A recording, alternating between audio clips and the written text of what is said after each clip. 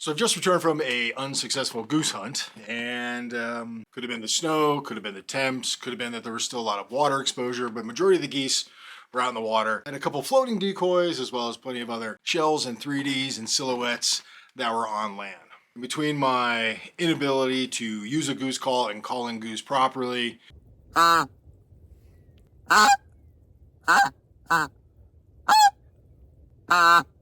swear I'm scaring them off. I swear to God.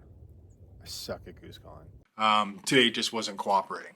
While I was sitting there contemplating the mysteries of what are geese, I started to think to myself, best choice for a stone projectile point that you could use on a large bird like a goose or even a turkey or a sandhill crane. And here in the state of Colorado, you cannot use stone points. State rule, state reg when it comes to hunting, that is a 1-inch base, 2 cutting edges, sort of projectile point. What if I had my way? What if I had the ability to craft a stone point that I know for a fact would absolutely do some damage against a goose, a turkey, sandhill crane, any sort of a large bird?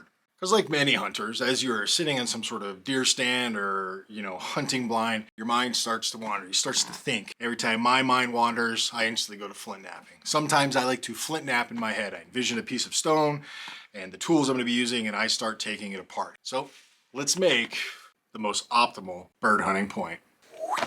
Well, yeah, and today's video is sponsored by the garage sale that I went to 2 years ago where I purchased these overalls. Thank you, garage sale. Right off the bat, I am not building this bird point out of this entire piece of stone. I'm just looking for a couple good sized flakes that I can break down, ultimately getting the point that I want. Hard schmammer. Let's find a good little natural platform. I kind of like this mass here. Maybe ride it up and in.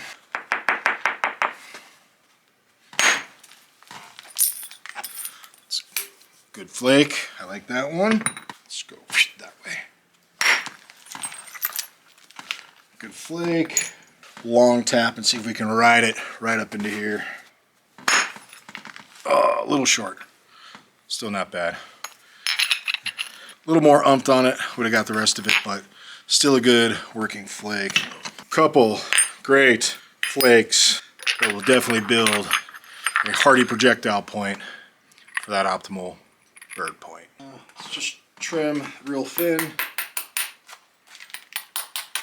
I got a really tapered out end right here. I just prevent the heartbreak, reinforce the edge. Now why I'm going through and just kind of chipping that edge is this one as an example. See how thin it is in these areas. And when I start really putting a pressure to it with some billets, this is just going to crack and it's just going to crumble. So I'm looking to create that reinforced edge just by taking little pieces off. That's just kind of identifying what areas on that flake are going to give me some problems. Just a little bit of chip.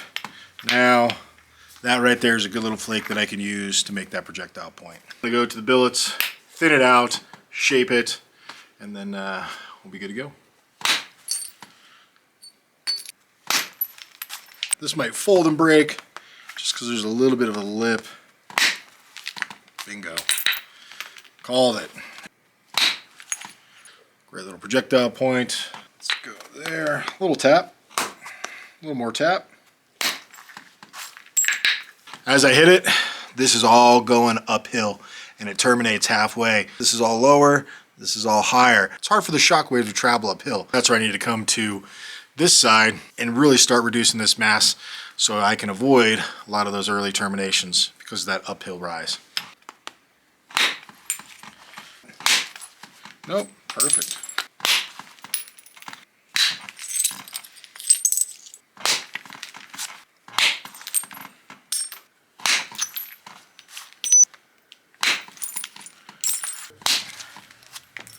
Tap.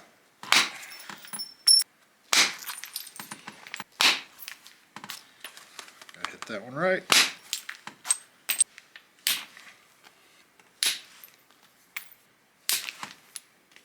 Now we are definitely bifacial. It really just comes down to thinning this down to kind of that spot I want to keep it its thickness. Now knowing if I was using this stone point on some geese, they could be in the water, they could be on the land. So I want it to have some robustness to it, but I want it to be so heavy it impacts the flight of my actual arrow. I have the shape in my mind. So let's thin it and get it to its desired thickness.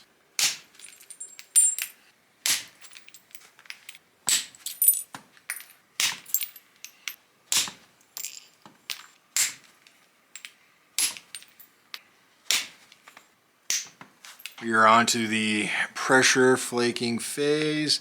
Nice and thin. Any takers on what this is? It's not what you're thinking. It's not a crescent blade. It might incorporate some components of a crescent blade. This is kind of my own version.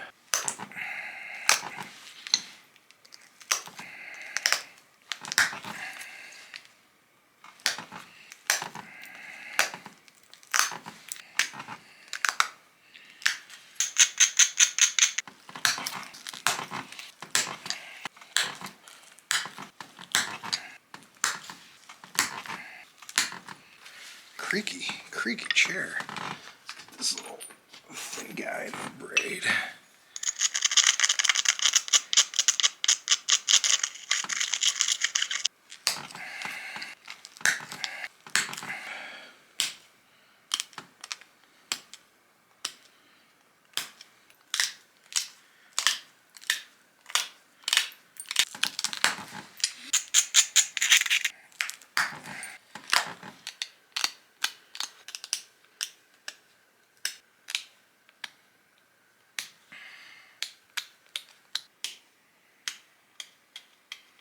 When everything is said and done, this right here, this little what I kind of call crab's claw or scorpion's claw, be what I would want to use to hunt geese. Now, I know you might be thinking, hey, this looks very similar to a crescent, and crescent blades were used, but not necessarily based on my assessments, for hunting. Great butchering tool, horrible hunting projectile. Crescent, just like my tattoo on my hand, is open. And I guess the idea is to shoot the bird in the neck and cut its neck, slice its neck, whatever that case may be. With this, I've closed my crescents and I've given them 2 points and given myself a good center of gravity on this point. This would be a high hafted point. As I'm looking at my point, I'm actually going to put my arrow to about right there. I want the majority of my mass to still feel like I'm shooting with a point that's actually taken out, where my little U is. Sometimes with crescents, they open up and it's going to throw off that flight. This still gives me a little swooping cutting power, still gives me 2 ends that can puncture, lacerate, do some damage, but more importantly, it's robust. Some of those little wings on those crescents, they can snap and break very, very easily. Again, you don't find a lot of them broken because they weren't used as hunting points. I've got 2 puncturing spots that are reinforced. They're not bent out, they're actually perfectly in line with my overall arrow shaft.